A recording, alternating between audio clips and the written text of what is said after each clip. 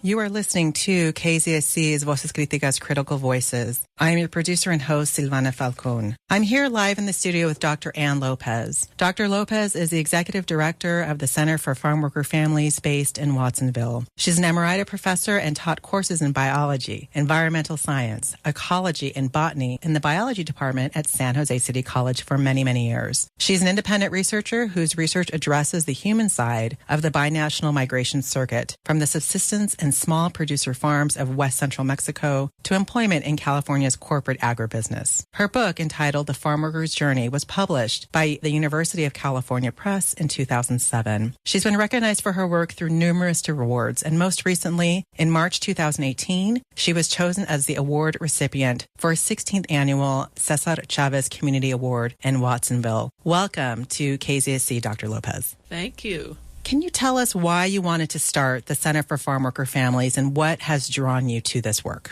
I originally, when I started working on my research in environmental studies, I originally thought I would get my PhD, and because I had such a long teaching background, I would go into a university and teach. But then as I got involved with the research and I talked to farm families in Mexico about the impact of NAFTA on their lives, and then talked about the farm workers that had been displaced in Watsonville and Salinas, and what I found was populations of people that were in inordinate pain and suffering. And I was not used to this type of research coming from a science background, and it really weighed on me. I thought to myself, no population should be in so much pain and so much poverty. And what I've since noticed is that there is an actual assault on the families of farmers in Mexico and farm worker families here. And the first step was NAFTA, the North American Free Trade Agreement, because it forced people to leave their families and go to cities, large cities in Mexico, or migrate as undocumented workers to work in agriculture here to send money home. And I was really disturbed by the role of this country in instituting a trade agreement that would cause the displacement of literally millions of farmers from the West Central Mexico countryside and elsewhere who had practiced a sustainable form of farming for between 7,000 and 9,000 years that we know of. And what we've seen since then is the destruction of that form of farming and the loss of the genetic diversity of so many strains of corn. I think it's unethical and immoral, and I decided that I had to do something about this. It was just overwhelming. And so I started the Center for Farmworker Families to improve the lives of farm workers and also to make the public aware. I didn't think the public was aware. I thought if everybody knew what I knew, they would demand change. This is absolutely un-American, unconscionable, irresponsible, and it just should not be existing. And so it's been a moral imperative in my life. Well, and I think that point really speaks to that we all have some connection to farm workers because we eat every day. And so we really rely on the labor that they're doing. And so that moral imperative, I think, is a really powerful point. When did the Center for Farmworkers Families get established, and how were you working informally before? Well, I was making regular trips to Mexico, and the Center for Farmworker Families is actually a binational organization. We work in both Mexico and in Watsonville and Salinas and Central California, really. During my research, visiting Mexican ranchos or villages, I would see what the needs were, especially for shoes. I mean, that was the big deal. And so I would just go and pack up a whole bunch of shoes and take them to Mexico and find out who would fit them. And it was always really appreciated. And so we started that kind of a charity on that level. And then when we met Watsonville farm workers, finding out that during the rainy season, some of them didn't even have food. And many of them couldn't afford toilet paper, diapers, things that most people take for granted. And so we started taking donations and supplying that. And one thing led to another. And we decided to start a 501c3 nonprofit. And that's what we have today. And so one of the ways I had learned about your organization, the Center for Farmworker Families, is through coming across these reality tours that come through the center. So can you explain how these tours become organized? And this is a reality tour for people who want to learn about the realities facing farmworker families. Yeah, well, I think the reality tours is probably one of the most powerful things that our organization does, because what we do is bring the public together with the farm worker community. And right now, or at least when I started my research in 97, there was nothing going on. There was complete separation between mainstream America and the farm worker community. And so I thought the best way for people to be aware of how difficult life is for these people is for them to hear the stories I've been hearing. So I set up a farm worker reality tour, and groups of 15 or more who would like to come and meet farm workers and hear their stories, have a meal with them, etc., can sign up on our website, farmworkerfamily.org, and just go to the events tab, and you can sign up for a reality tour. Our next one is at the end of this month on the 29th. We always have them on Sundays starting at 3, because that's the only time we know for sure that farm workers are available. So how often have you been doing these tours? As soon as people sign up. We'll do them every Sunday if enough people sign up. So tell us who has gone on the tour so far. We've had Western Writers Guild at Berkeley come down and go on a tour. We've had classes from Sacramento. We had a special tour for a global exchange group of students just last week. We've had all different groups, school groups, sometimes just individuals start signing up, and we get 15 and we call them and tell them we'll have a tour. So it's a variety of different groups, and I'm very heartened by that, because that means that the information is getting to a broader spectrum of society. So what has been the reaction from the participants who've gone on the tours? What have they told you when they have gone through the tour and they've been with farm worker families for a few hours? What kind of feedback are you getting about the tour? Well, that it's life transforming. People start wanting to do things, which is wonderful. We have the Santa Teresa Catholic Church in South San Jose, and they come over every Easter and Christmas and put on wonderful parties for farm workers in Pinto Lake Park in Watsonville. And they leave nothing to the imagination. I mean, they bring 1,500 eggs to hide. They bring beautiful gifts at Christmas.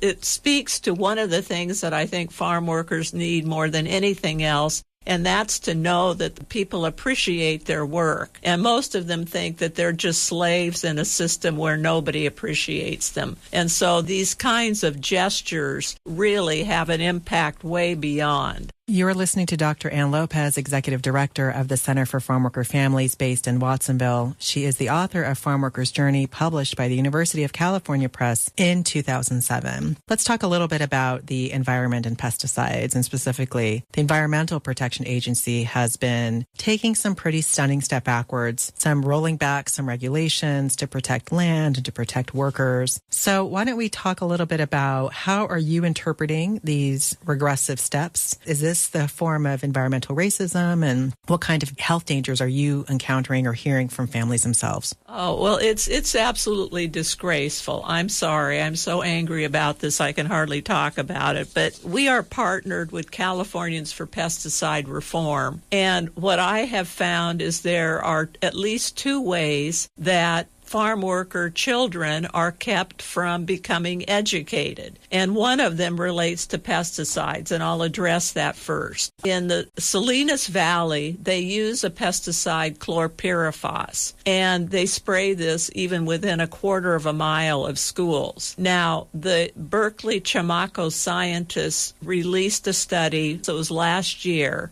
on the impact of organophosphate pesticides on mothers and children in the Salinas Valley. And what they found is a direct correlation between how much these pesticides, and there's a variety of organophosphate pesticides, that a woman who is pregnant is exposed to and the loss of IQ of her fetus once they're born. So the correlation is for every 522 pounds of organophosphate pesticide a woman is exposed to while pregnant within 1 kilometer, by the time her child is born and reaches age 7, they will have lost 2.2 points of IQ. And some of these women have been exposed to thousands of pounds. So you can only imagine the deficiency right from the get-go. Now, these children who are already intellectually deficient go to surrounding schools, and this organophosphate, which was supposed to be banned as of March of last year, this pesticide called chlorpyrifos is drift-prone. It moves into the classrooms and damages the developing brain and spinal cord of children. Now, this to me is one of the worst examples of environmental racism I have ever heard of, because 91% of those children are in the worst schools with the most pollution from pesticides are Latino, and 46% of children are exposed to a large swath of pesticides. Now, I don't think this would ever happen in a Caucasian neighborhood. This is disgraceful. The EPA did its own studies. They were due to ban it, and then Scott Pruitt came on board, and he spoke with Dow executives and reversed the ban. The EPA was going to clear it out of the whole country, which they should. So we're working with Californians for Pesticide Reform to eliminate it from the state of California. And I know it's been presented to Governor Brown, but something needs to be done. I mean, this is disgraceful. The other way that children are kept from education is if their parents reside in the migrant camps.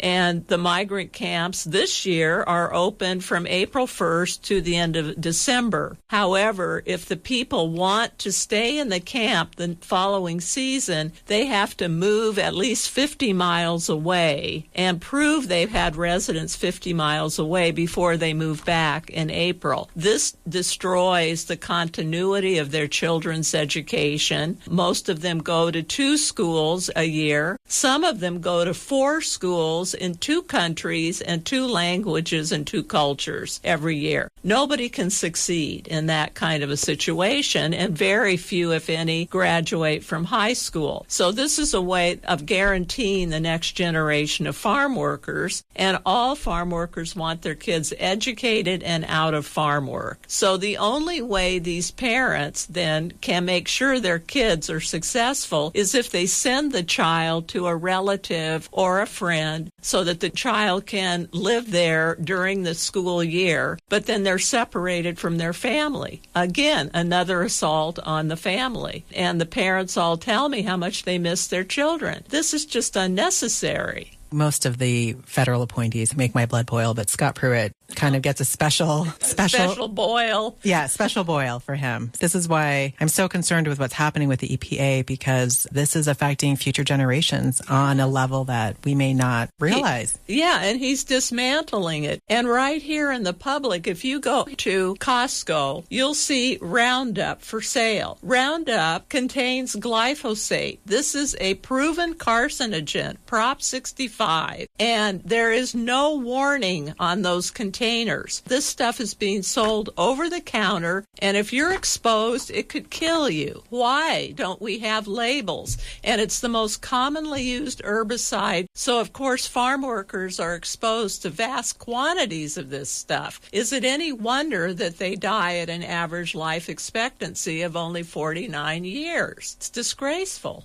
So given the experience that you have working with the center and even before the center sort of formally came to be, what do you think farm worker families need the most right now? Well, as I mentioned, number one would be that the public is concerned and appreciates their work. Next, they need comprehensive immigration reform. No one who is working 10 hours a day, bent over in the field, picking crops, should be worried about deportation. They work 6 days a week like this, 10 hours a day. This one woman I work with, her salary after all that time does not pay the rent. Now, why should she have to worry about being deported? Give them a green card and let them have some peace. They live in constant terror of being deported, and we need them a lot more than they need us. So comprehensive immigration reform. They need a living wage. Right now, they make between $10,000, $13,000, maybe $17,000 a year. No one can live on that in this county. It's ridiculous. And so what they do is they double up, quadruple, sextuple, whatever, up into these huge crowds of people living in these very small units with one bathroom and children. No one should have to live like that. The least we can do is either provide them with a living wage or create low-cost housing that's sanitary and decent. And then finally, they need a contract with the grower, because wage theft is rampant. They go out and work for months. Some of them have worked for months, and the farm owner steals all their wages. And they have no recourse because there's no contract. So those four things, I would probably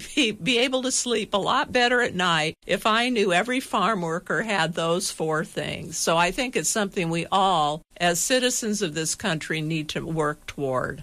You were listening to Dr. Ann Lopez, Executive Director of the Center for Farmworker Families based in Watsonville.